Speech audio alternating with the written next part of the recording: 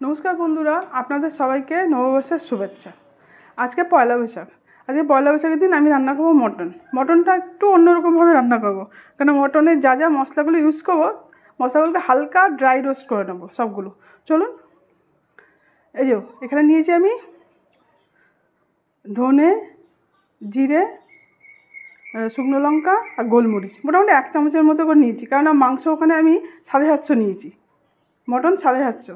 এবার এতে হালকা করে ভাজবো সবগুলোকে। এই যে খুব হালকা করে, বেশি ভাজা না হয়ে যায়, বেশি ভাজা হয়ে গেলে কি মশলাটা কালো হয়ে যাবে। এমনভাবে ভাজবে হালকা গরম হলে হবে, একটু গন্ধ গন্ধ ছাড়ছে ভাজা ব্যাস হয়ে যাবে, হালকা গন্ধ ছাড়ছে। এবার এটাকে আমি নামিয়ে নেব।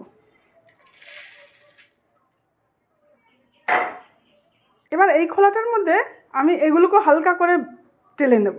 এই যে এখানে আছে একটা গোটা রসুন, আদা আর কিছু কাঁচা লঙ্কা। কাঁচা লঙ্কাগুলো আমি লাল লাল দেখে নিয়েছি, তাহলে কি মাংসের কালারটা খুব ভালো হবে। সঙ্গে দেবো ছোট সাইজের 3টে পেঁয়াজ। এখানে 750 মাংস, সেই বুঝে এগুলোকে হালকা করে আমি ভাজবো। এতে কিন্তু তেল ফেল কিছু ইউজ করিনি। গ্যাসের উপর আমি বসিয়েছি একটা জাল, তাতে আমি টমেটোগুলোকেও হালকা করে ভেজে নেব, মানে পুড়িয়ে নেব। 4টে মিডিয়াম সাইজে আমি 4টে টমেটো নিয়েছি। টমেটোগুলোকে আমি সব একদম ভালো করে ওপরের খোলাটা একদম পুড়িয়ে নেব। গ্যাসের আঁচটা আমি একদম কমিয়ে রেখেছি। যেই মশলাটাকে আমি ভেজেছিলাম সেগুলোকে আমি এতে মিক্সিতে দিয়ে গুঁড়িয়ে নেবো সবগুলো। এবার গুঁড়িয়ে নেব। দেখুন এগুলোকে হালকা হালকা করে আমি এখন ভেজে নিয়েছি। এটা কিন্তু তেল কিচ্ছু ইউজ করি, শুকনো খোলাতে এগুলোকে আমি ভেজেছি ব্যাস। টমেটোগুলো দেখুন এরকম হয়ে গেছে। এটাকে আমি দিলাম বন্ধ করে। মাংসটাকে আমি এর মধ্যে নিয়ে নিলাম। এবার এর মধ্যে যে গুঁড়িয়েছিলাম, এবার এটাকে এর মধ্যে দেবো। এক এক করে আমি সবগুলোই পেস্ট করে নেবো। এই যে এটাকে হালকা করে পেস্ট করে,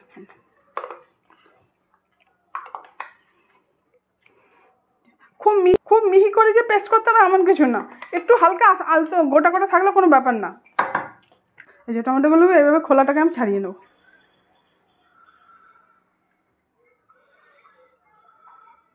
ছাড়িয়ে আমি এই গোটাই মাংসটা এমনি করে দিয়ে দেবো।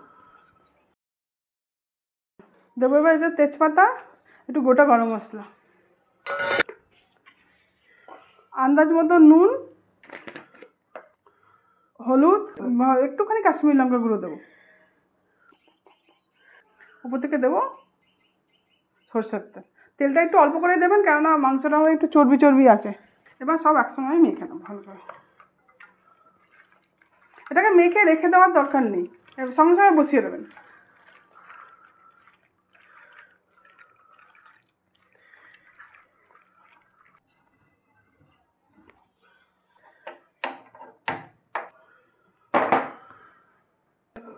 গ্যাসের ফ্লেমটা হাই দিয়ে আমি 5-7 মিনিট হাই ফ্লেমে এটাকে কষাবো।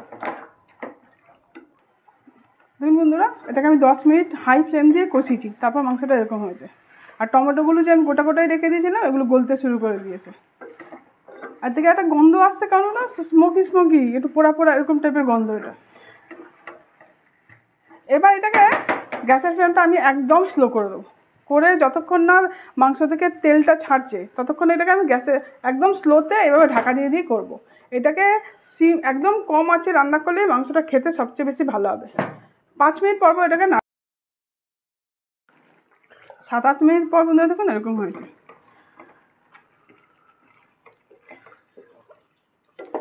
এভাবে 5-7 মিনিট পর এটাকে নেড়ে দিতে হবে। বন্ধুরা, আপনাদের যদি আমার ভিডিওটা ভালো লাগে লাইক করবেন, সাবস্ক্রাইব করবেন, কমেন্ট করবেন। এইভাবে আর এবার চাপা দিয়ে রেখে দেবো। চাপা দিয়ে এটাকে আমি আজকে রান্না করবো। বন্ধুরা দেখুন আধা ঘন্টা পর এরকম হয়েছে। আপনারা যদি আলু দিতে চান এই সময় আলুটা দিয়ে দেবেন। আধা ঘন্টা মোটামুটি হয়ে গেছে, আলুটাকে একটু ভেজে নেবেন। এই যে আমি কিছু আলু ভেজে রেখেছিলাম। আমরা তো সবসময় এমনি নর্মালি মাংস রান্না করেই খাই, কিন্তু মাঝে মাঝে মনে হয় একটু অন্যরকমভাবে রান্না করি, একটু অন্যরকম। বন্ধুরা আপনারাও একদিন এরকমভাবে রান্না করবেন। সব আগে মাংস রান্নার আগে সব মশলাগুলোকে একটু ড্রাই রোস্ট করে নেবেন। এবার এই পর্যায়ে আমি একটু জল দিয়ে দেবো। মোটামুটি মাংসটা তেলটা বেরিয়ে গেছে, এবার আমি অল্প করে জল দেবো। মাংসটা কিন্তু একটু গ্রেভি গ্রেভি মাখা মাখা হবে, খুব বেশি ঝোলটা রাখবেন না। এবার আমি গ্যাসের ফ্লেমটা হাই করে এটাকে ফুটিয়ে নেবো। ফুটানো যেই ফুটে যাবে তখন আবারও গ্যাসের ফ্লেমটা একদম স্লো করে আরও আধা ঘন্টার মতো এটাকে করবো। এবার এটাকে চাপা দিয়ে দিলাম, ফুটে গেলে গ্যাসের ফ্লেমটা আমি স্লো করে দেবো। বন্ধুরা দেখুন 1 ঘন্টা পর মোটামুটি মাংসটা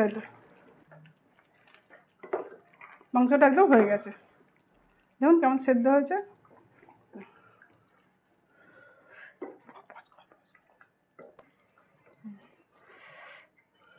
দেখুন একদম ভেঙে গেছে মাংসটা। মোটামুটি 1 ঘন্টা লেগেছে মাংসটা। এই পর্যায়ে আমি গরম মশলা দিয়ে দেবো। মাংসটাকে আমি আর 5 মিনিট চাপা দিয়ে রাখবো, তারপর আমার মাংসটা হয়ে গেছে। দেখুন ঝোলটা একদমই কমে গেছে, আর এই যেগুলো ঝোল আছে না, ঠান্ডা হলে এটা আরও বসে যাবে। আর 5 মিনিট এটাকে আমি করবো, 5 মিনিট পরে এটা বন্ধ করবো। হয়ে গেল গ্যাসের ফ্লেমটা আমি দিলাম বন্ধ করে। হয়ে গেল আমার মটন কষা। খুব সিম্পল অ্যান্ড ইজি। বন্ধুরা আমার খুব রিকোয়েস্ট, আপনারা এইভাবে একদিন এই মটনটাকে রান্না করুন, খান।